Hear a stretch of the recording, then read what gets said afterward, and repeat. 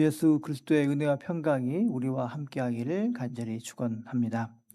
한 주간도 하나님의 은혜 가운데 여러분 잘 사셨습니까? 네. 오늘 말씀은 흔히 어려우 잘 알려진 비유인데도 불구하고 질문이 생깁니다. 예수님께서는 왜 이 비유 이야기를 하셨을까?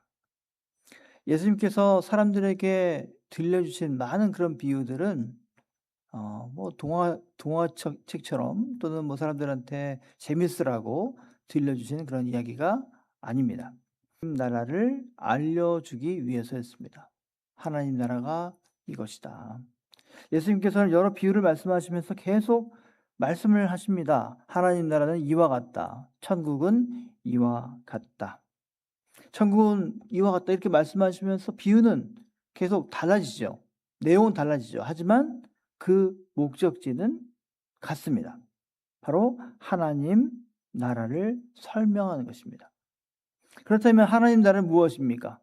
하나님 나라에 대해서 계속 말씀을 하시는데 하나님 나라는 기억하지 않죠. 우리는 잘 모르죠. 그날 있었던 목사의 설교 중에 예화의 길을 기억하시는데 그날 있었던 해프닝을 기억하는데 하나님 나라의 얘기들은 잘 기억이 안 나는 것이죠. 자, 예수님께서 하나님 나라를 설명하시기 위해서 많은 그런 비유를 하셨는데 왜 그랬을까요? 오늘 비유도 그 질문에 대한 답변으로 말씀하신 겁니다. 이야기는 아주 간단합니다. 비유는 매우 간단합니다. 한 부자가 있었죠. 그는 농사를 크게 짓는 사람이었습니다. 그런데 어느 해 밭에 아주 큰 수확을 얻었습니다. 그동안 흘린 땀과 수고가 풍성한 열매를 맺게 된 것입니다. 얼마나 기뻤을까요? 가족들도 함께 기뻐했겠죠. 올해 풍작이구나. 너무 잘 된 것이죠. 오랫동안 애쓴 보람을 드디어 맛보게 되었으니까 얼마나 좋았겠습니까? 그런데 뜻밖에도 그 풍성한 수확은 또 다른 고민거리를, 생각거리를 만들어냈습니다. 수확이 너무 많으니까 이제 곡식을 쌓아둘 곳이 하십니다. 17절에 내가 곡식 쌓아둘 곳이 없으니 어찌할까? 너무 풍요로우니까, 너무 많으니까 이제 어떻게 할까 고민을 한 것입니다. 자, 여러분이라면 어떻게 하시겠습니까? 여러분들이 주식 투자를 했는데 갑자기 막 엄청나게 큰 10배, 뭐 수배가 돼버린 걸 보통 한 100을 예상했는데 500이 된 것이죠. 1000이 된 것이죠. 그러면 곡식을 쌓아둘 창고를 지어야겠다. 더 넓게 넓은 곳을 마련해야겠다. 이런 생각 안 하겠습니까? 자, 부자도 마찬가지입니다. 그래서 기존의 곳간을 헐고 더 큰 곳간을 지어서 그곳에 모든 말하죠. 영혼아, 스스로 이렇게 말하는 겁니다. 영혼아, 여러 해 쓸 물건을 많이 쌓아두었으니 이제는 평안히 쉬고 먹고 마시며 즐거워하자. 네.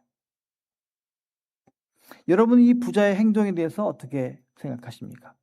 솔직히 말하면 이 사람에 대해서 잘못된 것이 없어 보입니다. 없죠? 뭘 잘못했습니까? 오히려 그는 많은 사람들이 본받고 싶어하는 사람입니다.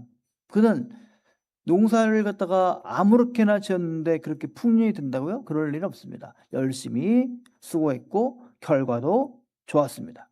성경은 그가 하나님을 믿는 사람이었는지 말하고 있지는 않지만은 예수님께서 유대인들에게 말하는 걸 보니까 이 비유는 자연스럽게 하나님을 믿는 사람이구나 이해했을 것입니다.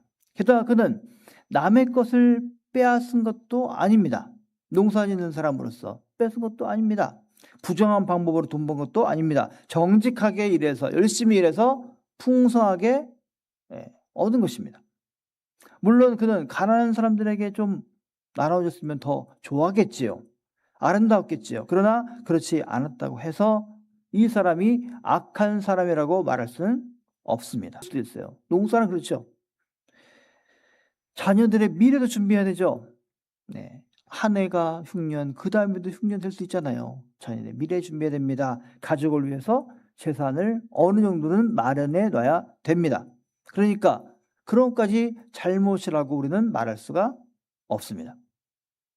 우리도 그렇게 살아가죠. 내일을 준비하고 매우 자연스러운 것이죠. 그렇게 못하면 좀 안타깝죠, 오히려. 그래서 이 부자는 당시 사람들의 눈에도 성공한 사람이었고 문제가 없는 사람이었고 오늘 우리들이 봐도 충분히 성공한 사람, 괜찮은 사람의 모습입니다. 그런데 예수님께서는 이 사람을 향해서 뜻밖의 예상 밖의 말씀을 하십니다.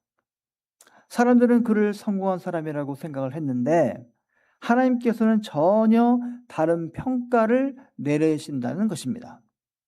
20절입니다. 뭐라고 했습니까? 어리석은 자여. 어리석은 자여. You fool. 어리석은 자여. 오늘 밤에 내 영혼을 도로 찾으리니 그러면 내 준비한 것이 누구의 것이 되겠느냐. 하지 않았습니다. 악한 사람 아니에요. 거짓말쟁이도 아닙니다. 도둑도 아닙니다.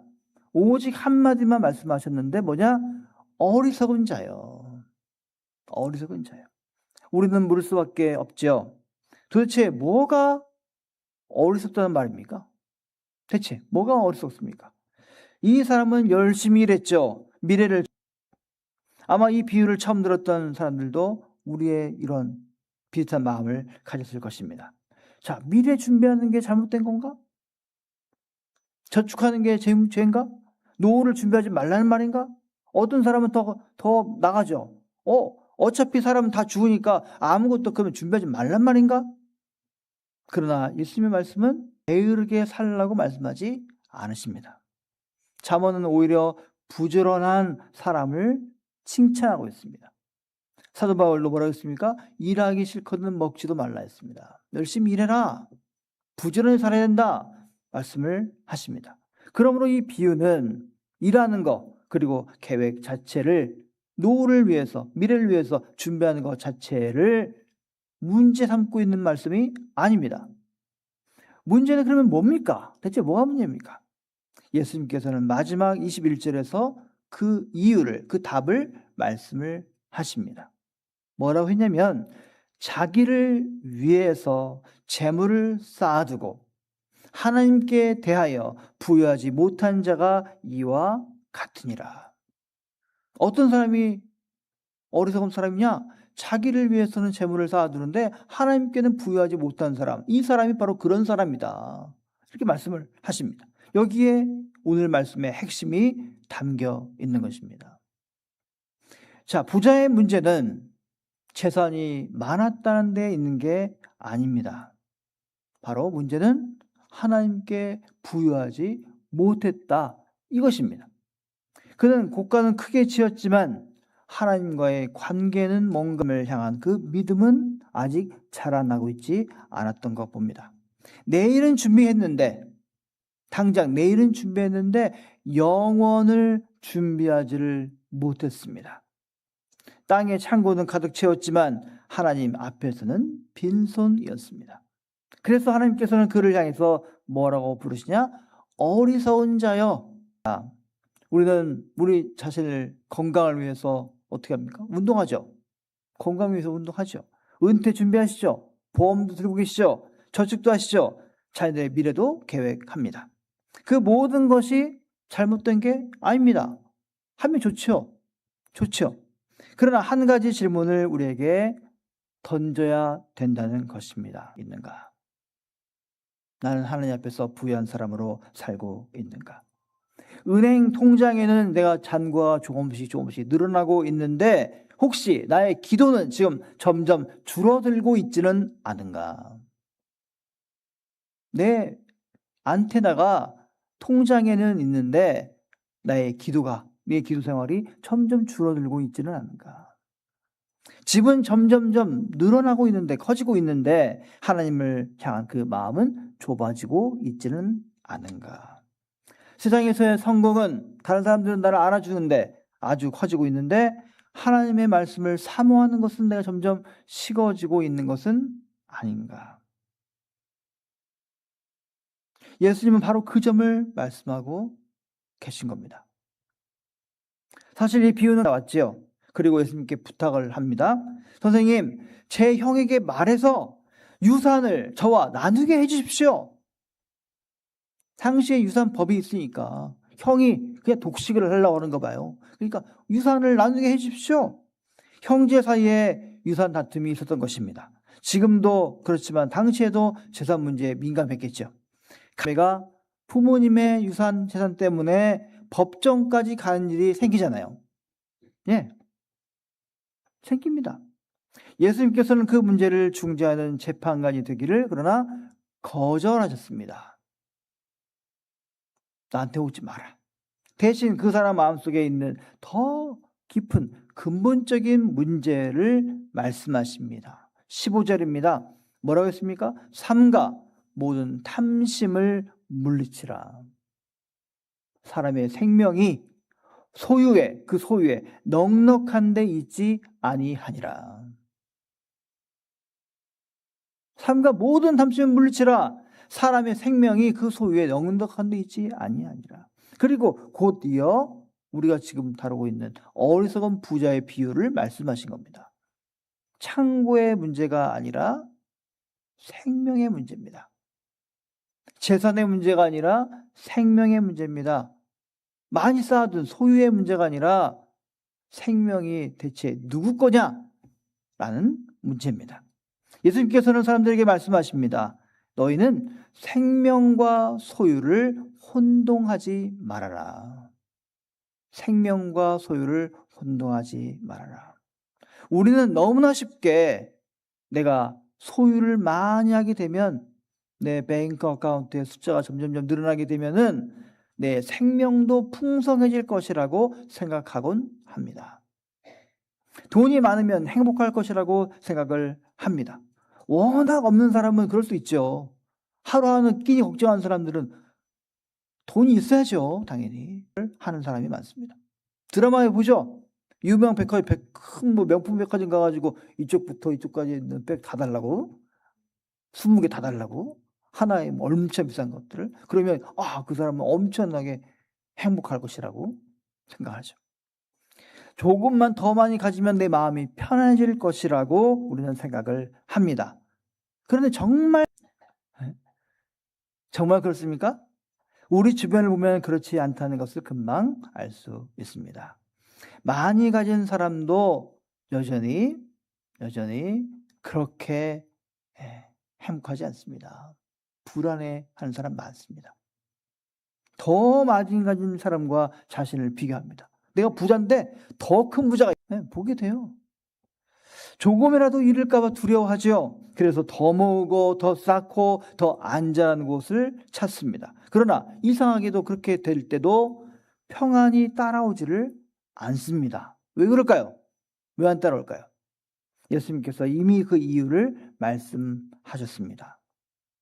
사람의 생명은 한데 있지 아니하니라. 이것이 오늘 우리가 반드시 붙잡아야 될 말씀입니다.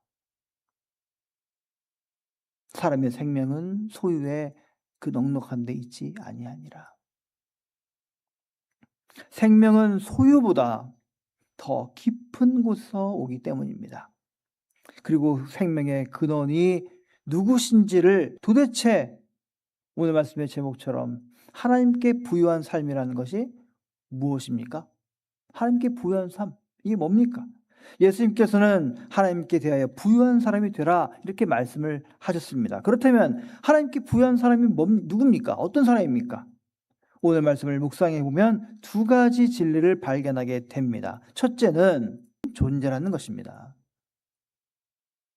뭘 가진 것 같아요, 우리가? 자, 왜 이런 말씀을 합니까? 사람은 어느 것도 진정으로 소유할 수 없다는 것입니다. 왜 그럴까요? 우리는 창조주가 아니라 피조물이기 때문입니다. 피조물이기 때문에. 물론 우리에게 일용할 양식 필요하죠. 가족과 함께. 이 모든 것은 하나님께서 우리에게 맡기신 삶의 책임입니다. 해야죠. 그러므로 돈을 버는 것 자체가 죄가 아닙니다. 돈 벌어야죠. 재산을 모으는 것도 죄가 아닙니다. 문제가 있는데 문제는 뭐냐? 무엇을 위해서 사는가가 중요하다는 겁니다. 무엇을 위해서 사는가? 우리의 된다는 것입니다. 오늘 우리가 살아가는 세상은 끊임없이 우리에게 말하죠. 계속 말합니다. 너 조금 더 가져야 행복하다. 자, 이거 있는데 이것을 니네 집에 갖다 놔봐. 그러면 행복해. 예? 이 에어컨 이거 큰 거 있잖아. 이거 집에 갖다 놓으면 얼마나 시원하고 행복한지 몰라. 이 옷 입어봐 얼마나 좋은지 몰라. 사라고 하잖아. 계속 사라고 하잖아. 예. 조금만 더 벌어야 안심할 수 있어. 예? 한국식으로 말하면 뭐 1억 벌면 안 돼. 1억이 지금 1억 안 해요, 요즘에. 한국에서는 10억이라고 얘기해요. 10억도 안 돼. 20억이라고 얘기해요. 요즘에는 50억이라고 얘기하더라고요. 50억 정도 있어야 노후 보장된다. 이런 말을 해요, 요즘에는. 야, 만진 적도 없고 본 적도 없어요. 그게 있어야 안심하는 거예요, 사람들이. 조금 더 성공해야 가치 있는 인생 크게 마련하려고 하죠. 통장의 숫자를 더 늘려가려고 하죠. 공 하나 더 붙이려고 하죠. 그래야 좀 안심되죠. 남보다 조금이라도 뒤처질까 늘 불안하죠. 괜찮은 줄 알았더니 다른 사람 얘기했다 보니까 나보다 더 있는 거예요. 갑자기 불안해요. 갑자기 불안해요. 젊은 사람들만 그런 줄 알았어요. 그런데 연세 있으신 분들도 크게 다르지 않습니다. 똑같아요. 은퇴를 했어도 염려가 끝나지 않습니다. 재산이 늘어나도 걱정은 또 다른 모습으로 계속 찾아옵니다. 왜요? 생명을 소유해서 찾으려 하기 때문입니다. 그러나 예수님은 분명히 말씀하십니다. 사람의 생명은 그 소유에 넉넉한 데 있지 아니하니라. 이 말씀은 우리를 꾸짖기 위해서 하신 말씀이 아닙니다. 이 바보야 이런 말씀이 아닙니다. 우리를 자유롭게 하시기 위해서 하시는 말씀입니다. 아들, 딸한테 혼내는 말씀이 아니라 아들, 딸한테 야 이렇게 해야 행복한 거야. 행복은 더 많이 다람쥐가 도토리 모으는 것처럼 많이 가져야 되는 것이 이렇게 말씀하시는 겁니다. 오늘 말씀의 두 번째는 뭐냐면 생명은 우리의 것이 아니라 하나님의 것이라는 사실입니다. 모르셨어요? 다 알고 있잖아요. 여러분의 생명이 여러분의 것입니까? 천만에요. 여러분의 생명을 1년씩 2년씩 늘릴 수 있어요? 돈 많이 벌면 더? 착각하지 마시기 바랍니다. 아니에요. 이것이 오늘 말씀의 더 깊은 진리입니다. 우리는 흔히 생각하죠. 내가 열심히 일해서 벌었다. 내가 힘으로 여기까지 왔다. 내 인생은 내 거다. 물론 우리 열심히 일해야 되죠. 최선을 다해서 일해야 됩니다. 그러나 한번 생각해 보십시오. 오늘 내가 지금 숨 쉬고 있는 것도 심장이 뛰는 것도 아침에 눈을 뜨는 것도 입니다. 모든 생명은 하나님께서 주시는 선물입니다. 은혜입니다. 하나님께서 주시는 겁니다. 그래서 예수님은 오늘 밤에 내 영혼을 도로 찾으리니라고 말씀하신 겁니다. 원래 누구 거니까? 하나님 거니까. 내가 네 생명 줬는데 하나님께서 맡겨주신 그 생명을 잠시 우리는 살아가는 것입니다. 그러므로 생명은 내가 더 많이 버는 소유에서 얻어지는 것이 아니라 생명해 주신 하나님께로부터 오는 것입니다. 그래서 예수님은 우리에게 하나님께 대하여 부유한 삶을 살라 이렇게 말씀하시는 겁니까? 우리가 잘 알고 있습니다. 모르는 게 아닙니다. 가장 먼저 떠오르는 것은 여러분 지금처럼 열심히 신앙생활 하는 것입니다. 예배에 참석하시고 기도하시고 성경 읽고 교회 공동체 안에서 열심히 함께 사랑으로 교제하는 것입니다. 이 모든 게 매우 중요합니다. 신앙은 혼자서 신앙생활하면 신앙이 자라지를 않습니다. 교회 오잖아요. 신앙생활 하잖아요. 여러분의 마음에 드는 사람 한번 보세요. 몇 명 정도 여러분 마음에 드세요? 통계에 보면은 30%도 안 돼요. 70%는 마음에 안 듭니다. 마음에 안 드는 사람들과 부대끼면서 그러면서 미운정 고운정이 있으면서 함께 신앙생활 하는 겁니다. 가족의 한 구성원들은 늘 막 사랑스러워요? 꿀이 떨어져요 맨날?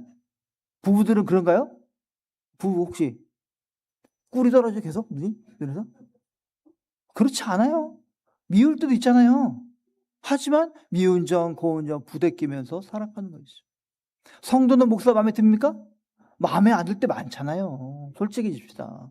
하지만 미운 점, 고운 점 신앙생활은 혼자 하는 게 아니라 함께 하는 것입니다. 마음에 안 들더라도 서로 부대끼면서 맞춰가는 것입니다.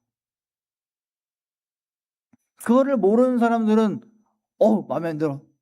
다음 교회. 마음에 안 들어. 또 평생 다니면서 교회를 100개로 옮기는 거죠. 계속 옮기는 거죠. 불쌍한 겁니다.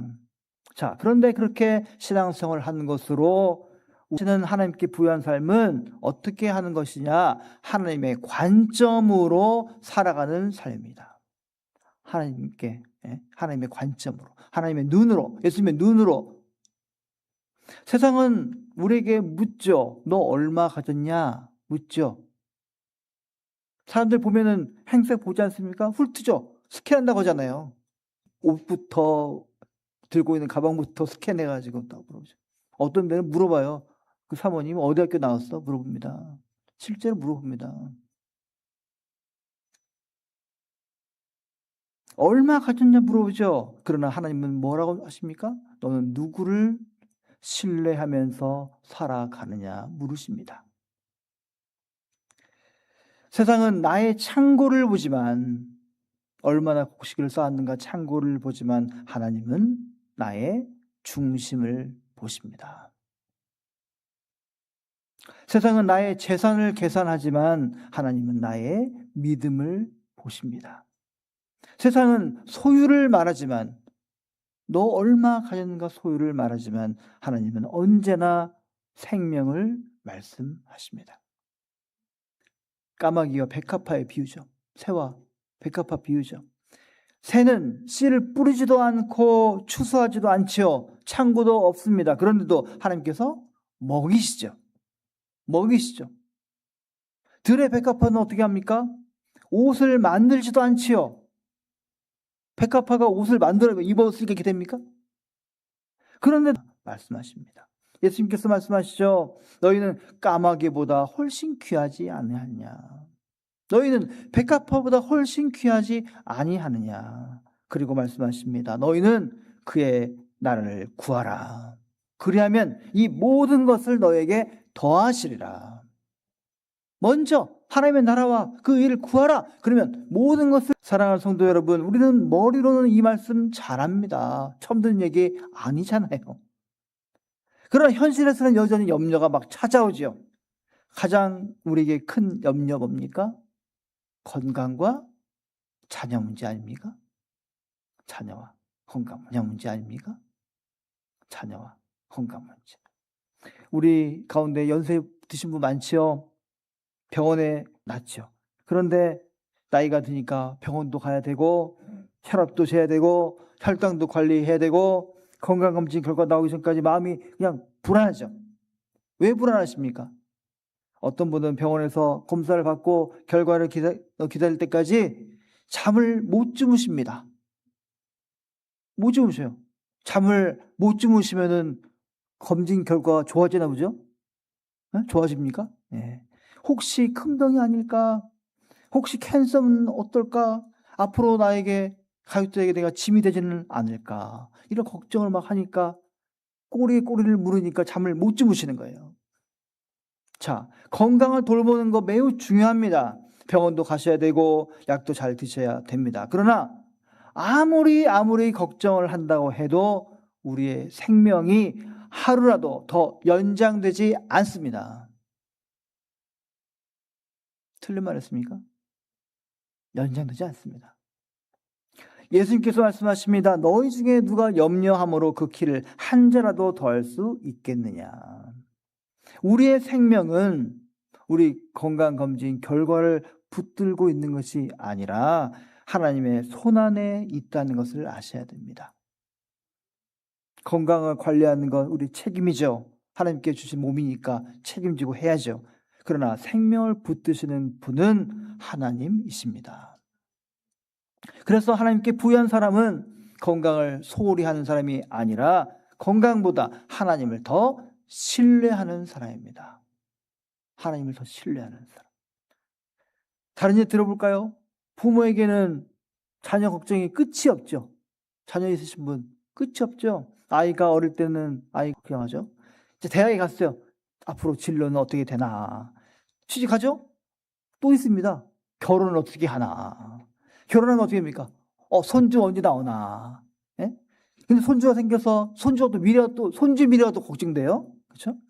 자녀가 50살이 넘었는데 여전히 부모는 걱정을 또 계속 부모는 자녀 걱정을 해요. 맞는 말이죠. 부모의 사랑은 귀한 것입니다. 자녀를 위해서 기도하는 것 귀한 것입니다. 그러나 어느 순간부터는 하나님께 맡길 수 있어야 됩니다. 맡길 수 있어야 됩니다. 부모는 자녀의 인생을 대신 살아줄 수 없습니다. 부모가 모든 문제를 계셔야 됩니다. 그래서 하나님께 부여한 그 부모는 자녀를 위해서 염려와 걱정을 많이 하는 부모가 아니라 자녀를 하나님께 맡겨드리고 더 많이 기도하는 부모인 것입니다. 걱정은 우리의 마음을 무겁게 하죠. 걱정은 계속 하나님께 옮겨드리는 겁니다. 제 근심 걱정을 하나님께 옮겨드리는 것, 이것을 기도라고 부릅니다. 그래서 하나님께서는 우리에게 뭐라고 합니까? 염려하지 말라고 하시는 게 아니라 뭐합니까? 먼저 염려하지 말고 먼저 하나님의 나라를 구하라. 먼저 하나님의 나라를 구하라. 먼저 하나님의 나라를 구하는 삶인 것입니다. 하나님을 신뢰하라는 말입니다. 하나님을 신뢰해라. 염려보다 너는 믿음을 선택해라, 이 말씀입니다. 소유보다 하나님을 더 의지하는 삶을 살아라, 이 말씀인 것입니다. 사랑하는 성도 여러분, 우리가 살아가는 세상은 끊임없이 우리를 자꾸 부추깁니다. 유혹합니다. 너 더 많이 가져야 돼. 더 모아야지 안전해. 더 성공해야 할 겁니다. 그러나 예수님은 오늘 우리에게 전혀 다른 길을 보여주십니다. 사람의 생명은 소유에 넉넉한 데 있지 아니하니라. 한번 생각해 보십시오. 우리가 지금까지 살아오시는 동안에 정말 우리를 지켜준 것은 여러분 통장의 그 잔고입니까? 통장이 여러분을 지켜주셨습니까? 여러분의 재산이 여러분을 지켜주셨습니까? 아니죠. 하나님의 은혜죠. 하나님의 은혜로 살았죠. 돌아보면 우리가 여태까지 온 것은 내 힘 때문이 아니라 하나님의 붙드심 때문이었습니다.